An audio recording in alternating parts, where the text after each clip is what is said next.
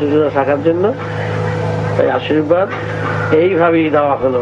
সুরের মাধ্যমে যেই সুর মহাকাশে অনন্ত আকাশে আপন গতিতে বয়ে চলছে, সেই সুর, সেই সুরধ্বনি এই রাম নারায়ণ রাম, তার মাধ্যমে এই সারগ্রামের মাধ্যমে তোমাদের এই মহানাম তোমাদের হাতে তুলে দেওয়া হলো।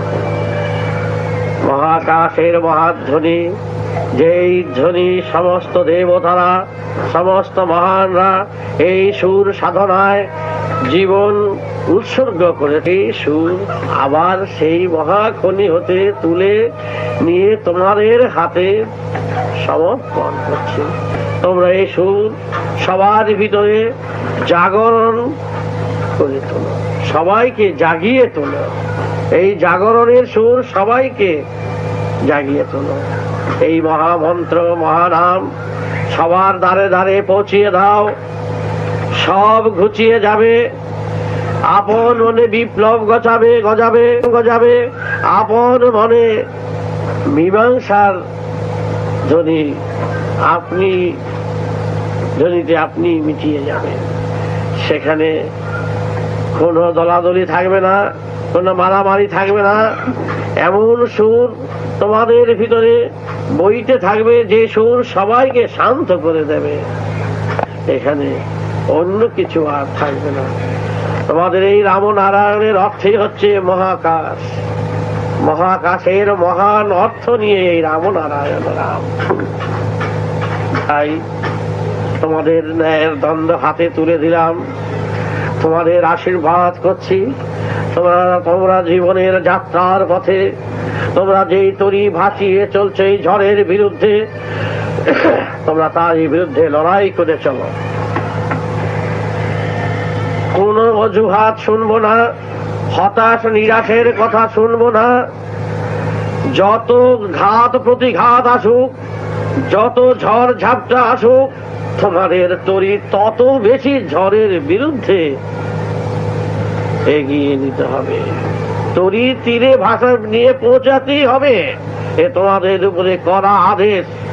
জীবন যখন থাকবে না এখানে, মৃত্যু যখন এখানে অনিবার্য, মৃত্যুর পথের পথই যখন আমরা, এটা ব্যবহারিক ক্ষেত্রে এই কথাটা বললাম, তত্ত্বের দিক থেকে আমি বললাম।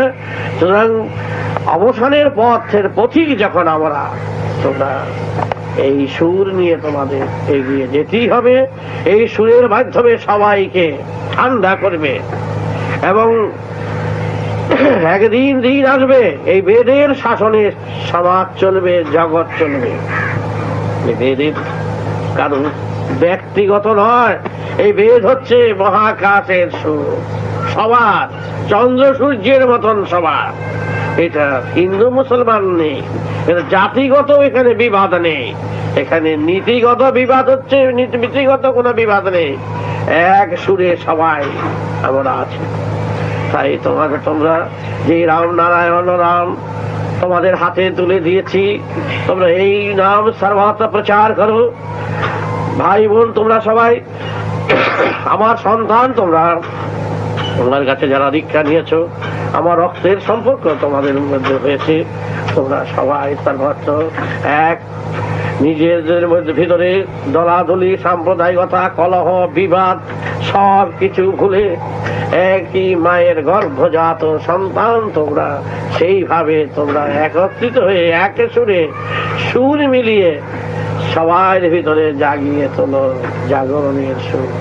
এই বেদধ্বনি, বেদ প্রচার তোমাদেরই একমাত্র কাজ। তোমরা বেদ প্রচারক, তোমরা বেদ বহন করে, গুরুর আশীর্বাদ নির্দেশ বহন করে তোমরা এগিয়ে চলো। হে পথিক, হে যাত্রী, তোমরা কোন দিক তাকাবে না, তোমরা দিক ভ্রান্ত হইও না, তোমরা পথ ভ্রান্ত হইও না, দিশে হারা হইও না।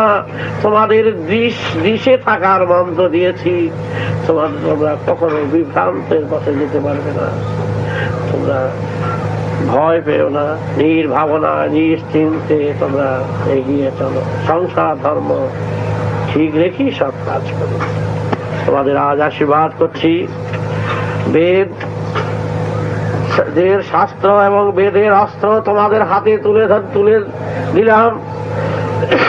এই শাস্ত্র এবং এই অস্ত্র নিয়ে সমাজকে ঠান্ডা করো, জাতিকে ঠান্ডা করো, এবং নীতিগত যারা বিবাদ করছে তাদের ঠান্ডা করো। দণ্ডই হচ্ছে তার মূল উৎস। এই দণ্ডের মাধ্যমেই সবাইকে ঠান্ডা করো।